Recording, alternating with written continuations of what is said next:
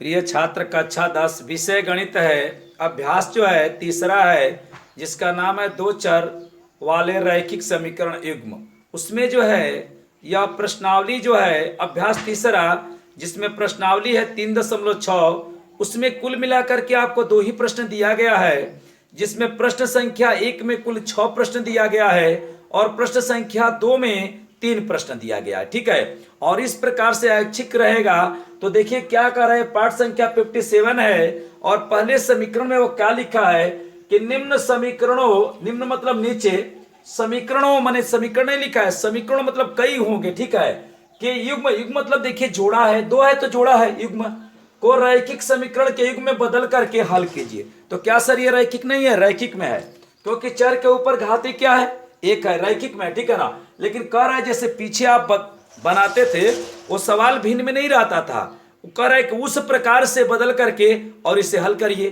कोई कहेगा क्या सर ये नहीं हल हो सकता है? हो सकता है, लेकिन थोड़ा सा आपको दिक्कत होगा, और मैं वैसे अगर बदल दूंगा तो आपको ये सवाल आसान हो जाएगा। तो चलिए सबसे पहले मैं चेंज करता हूं और मैं आप ही से पूछूंगा कि बताइए ऐसे कर सकते हैं? ध्यान से दीजिएगा। सवाल नंबर 1 है, ऐसे ही आपको 5 सवाल इसमें मिलेगा और 6 सवाल मिलेगा। तो ये पहला मैं बना रहा हूं, सभी सवालों को मैं नहीं लिख रहा हूं। तो देखिए कैसे कर रहा हूं, आप हमें बताइएगा।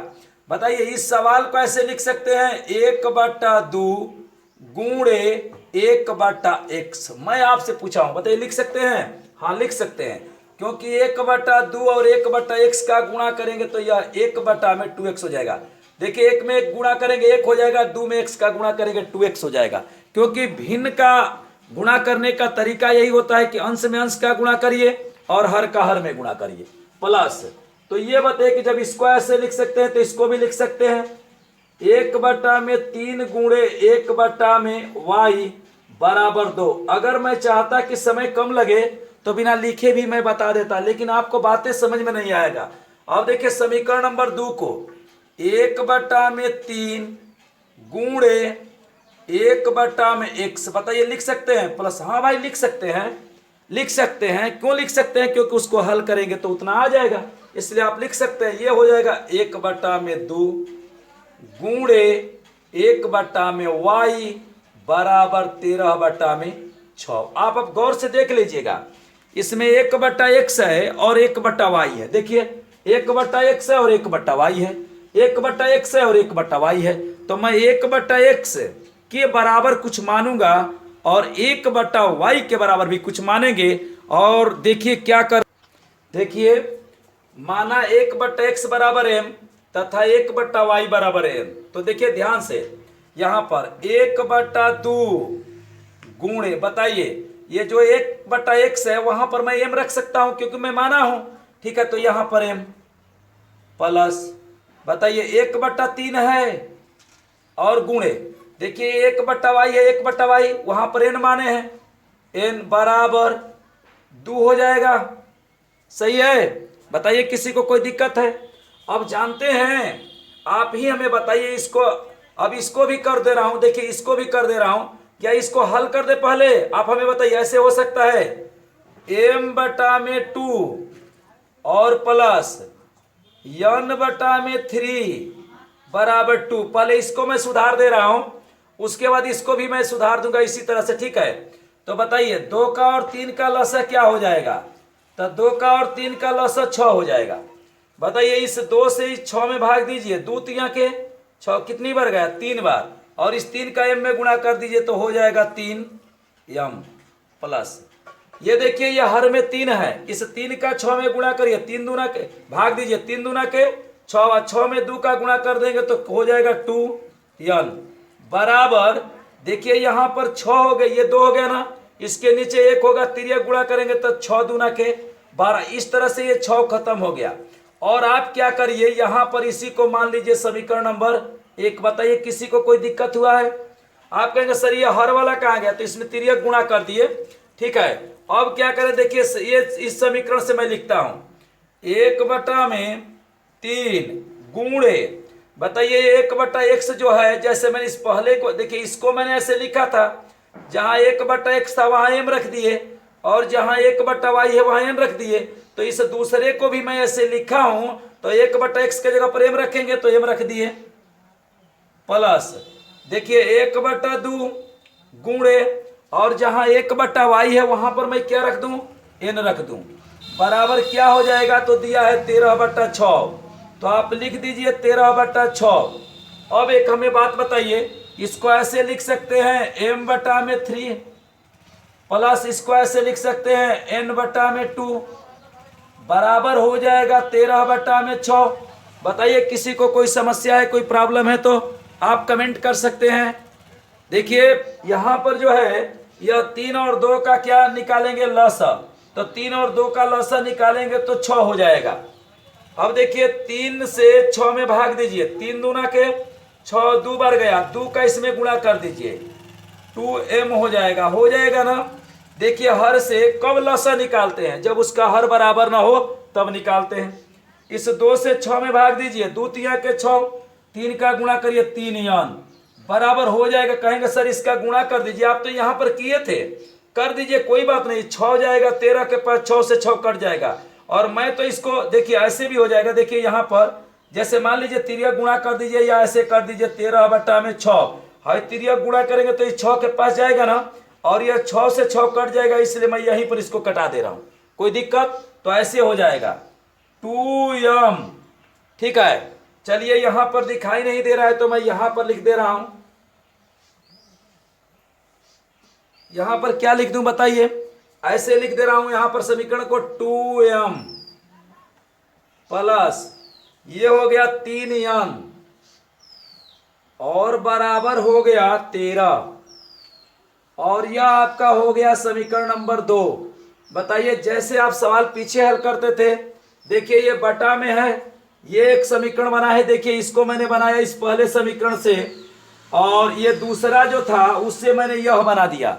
अब समीकरण नंबर 1 और समीकरण नंबर 2 को हम हल करेंगे। ठीक है, देखिए ये जो समीकरण नंबर 1 है और ये समीकरण नंबर 2 है, इन दोनों को मैंने यहां पर लिख दिया है, और हमारे पास जो है विधि है 3।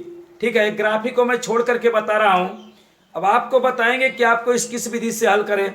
तो देखिए इससे पीछे जो है जस्ट मैंने वज्र विधि का प्रयोग किया था, उसके पीछे जो विलोपन पढ़े थे, उसके बाद प्रतिस्थापन, ऐसे करके सभी विधियों को पढ़े थे। तो आपको जिस विधि से दिल करे उस विधि से हल करिए। तो चलिए मैं यहाँ पर विधि को थोड़ा बदल रहा हूँ ताकि आपका रिवीजन भी होते रहे। तो मैं इसको विलोपन से हल कर रहा हूँ, किसी को दिक्कत नहीं ना है कि सर ने वज्र से हल कर रहा था, अब तो विलोपन से हल कर रहे हैं, कोई बात नहीं। देखिए आप प्रतिस्थापन से भी हल कर सकते हैं, क्योंकि देखिए सवाल का नियम एक ही होता है और उस पर सभी सवालें बन जाते हैं। तो बताइए यहाँ पर देखिए विलोपन का सिस्टम है कि पहले देखिए कि यह कोई गुणांक बराबर, देखिए इसको हल करेंगे ना तो हमारा m में मान आएगा, लेकिन वह m वाला हमारा उत्तर नहीं होगा, क्योंकि हमारा सवाल जो है x में दिया है, तो हमारा उत्तर भी x में ही आना चाहिए। तो देखिए यहाँ पर ये देखिए ये बराबर नहीं ना है, m वाला बराबर नहीं है, n वाला भी बराबर नहीं, कोई बराबर नहीं है। तो सबसे पहले हम बराबर करेंगे। तो बताइए m को करें कि n को करें, तो चलिए मैं m को बराबर कर दे रहा हूं, कोई भाई उस पर आपत्ति नहीं करेगा। तो क्या करेंगे, लिखेंगे यहां पर समीकरण 1 में 2 से, कितने से, 2 से, तथा समीकरण बताइए 2 में 3 से, किससे, 3 से गुणा करने पर, देखिए विलोपन का सिस्टम होता है जिसमें हम गुणांकों को बराबर करते हैं। गौर से देखिएगा, जब इस m को बराबर करते हैं, बराबर तो रहेगा तभी हल होगा, बराबर के बाद चिन्ह देखेंगे। तो देखिए m को बराबर करेंगे तो जो दूसरे समीकरण में जो m के पास गुणांक होगा उसका पहले समीकरण में हम गुणा कर देंगे, और यह पहले समीकरण में जो m के पास होगा उसका दूसरे में, कुल मिलाकर कभी n को बराबर करना होता तो इस 3 का गुणा तिरछा में ले जाकर के इस पहले में कर देता, और यह 2 का गुणा में इस दूसरे में, कुल मिलाकर के यहाँ पर जो गुणांक होता है, जो अचर पद होता है, वह चेंज हो जाता है, ट्रांसफर हो जाता है, दूसरे में का निकल के पहले में गुणा हो जाता है और दूसरे पहले में का आकर के दूसरे में। कब, अब देखिएगा आप किससे बराबर कर रहे हैं। अगर यहाँ m को बराबर करें तो देखिए 2 वाला पहले में चला गया, 3 इसमें आ गया है। n को बराबर करते तो ये 3 जो है पहले में चला जाता है और 2 जो इसमें आ जाता है। तो समीकरण 1 में 2 का ना, तो लीजिए मैं यहाँ पर और समझने के लिए मैं 2 लिख दे रहा हूं। और देखिए समीकरण 2 में क का गुणा कर रहे हैं, 3 का गुणा कर दे रहे हैं। किसको बराबर कर रहे हैं? तो m का। अब कर रहे हैं गुणा, देखिए 2 तिया के 6m प्लस 2 दूना के 4m। अब कहेंगे सर क्या सभी में गुणा होगा? हाँ सभी में गुणा होगा, मैं पीछे भी बताया हूं, नहीं तो मान में क्या हो जाएगा? अंतर हो जाएगा। 12 दूना के क्या हो जाएगा? 24 हो जाएगा। अब इसको समीकरण 1 का 2 मत रखिए, इसका नया नाम रख दीजिए समीकरण नंबर 3। अब देखिए इस 3 का गुणा जो है इन सभी में पुनः करिए, इस 3 का 3 दूना के 6m प्लस 3 के 9m बराबर 13 तिया के क्या होगा? 39 होगा। समीकरण नंबर क्या हो गया? 4 हो गया। बताइए आप किसको बराबर करते थे? आप बराबर करे थे m को। देखिए m बराबर हो गया है, तो जो बराबर हो गया उसके चिन्ह को देखिए। तो देखिए जो बराबर हो गया उसके चिन्ह को देखिए, समान है, क्योंकि दोनों के पास प्लस है, या दोनों के पास यदि ऋण होता तो समान होता। दोनों जो बराबर है उसके चिन्ह को देखते हैं। विलोपन का ये सिस्टम है कि पहले बराबर करते हैं, किसी चर को बराबर करते हैं। कहेगा कोई कि सर बराबर रहेगा तब तो आपको हल करना है चिन्ह देख करके। और देखिए ये बराबर हो गया तो इसके चिन्ह को देखिए, समान है, तो यहां लिखेंगे घटाने पर। घटाने पर ये देखिए इसके आगे प्लस है तो माइनस हो जाएगा। चलिए इसको चेंज कर दे रहे हैं मार्कर, ठीक है ना, ताकि आपको अच्छे समझ में आए। यहां पर ऋण कर दिए, और ये धन है तो ऋण कर दिए, और ये भी ऋण हो गया। अब देखिए ये 6m धन चिन्ह के साथ और 6m ऋण चिन्ह के साथ, तो ये आपस में क्या हो जाएगा? कट जाएगा। देखिए जब चिन्ह समान हो, चिन्ह विपरीत हो और संख्याएं समान हो तो वह आपस में कट जाती है। देखिए 4n और ये 9n, तो 9n देखिए ऋण में हो गया, 4n धन में है, तो इसमें से 9 में से 4 निकलेगा तो 5 बचेगा, तो क्लियर है। लेकिन यह बताइए कि ऋण वाला चिन्ह अधिक है तो यहां पर ऋण लगा देंगे बराबर। अब देखिए 39 में से 24 को घटाइएगा तो 9, देखिए ऐसे न समझ में आए तो ऐसे कर लेंगे 39 और 24। देखिए 9 में से 4 गया 5 और 3 में से 2 गया 1, यहां पर कितना हो गया? तो -15 हो गया, क्योंकि ऋण वाला चिन्ह अधिक है। देखिए मैं बताने का बहुत ज्यादा प्रयास करता हूं, लेकिन थोड़ा सा लंबा वीडियो हो जाता है और आप उससे घबरा जाते हैं। यहां पर इसको कटा दीजिए। देखिए ये ऋण से ऋण क्या हो जाएगा? कट जाएगा, कटा दीजिए। और ये 5 से 15 भी कट जाएगा, तो 5 तिया के क्या हो जाएगा? 15। बताइए n बराबर क्या हो गया? 3। अरे ये गुणा है जो भाग में हो जाएगा, तो बताइए n का मान क्या हो गया? 3 निकल गया। तो इस n के मान को समीकरण 1 में रखिए, या समीकरण 2 में रखिए, या समीकरण 3 और समीकरण 4 किसी में भी रखिए, ठीक है। तो चलिए देखिए n बराबर 3 समीकरण, बताइए 1 में रख दें, 2 में रख दें, 3 4 किसी में रख दीजिए। चलिए मैं 1 में रख दे रहा हूं। 1 में रखने पर आप जानते हैं ना क्यों 1 में रख रहे हैं? क्योंकि 1 जो है थोड़ा सा छोटा है, ठीक है, और उसी में रखेंगे जिसमें छोटा हो। अब 1 को तब लिख डालिए। यह बताइए कि इस मान को रख करके आप क्या निकाल रहे हैं? तो देखिए इस मान को रख करके हमारा n का मान निकल चुका है, हम m का मान निकाल रहे हैं। तो 3m प्लस 2 गुणे, बताइए n के जगह पर क्या रख दें?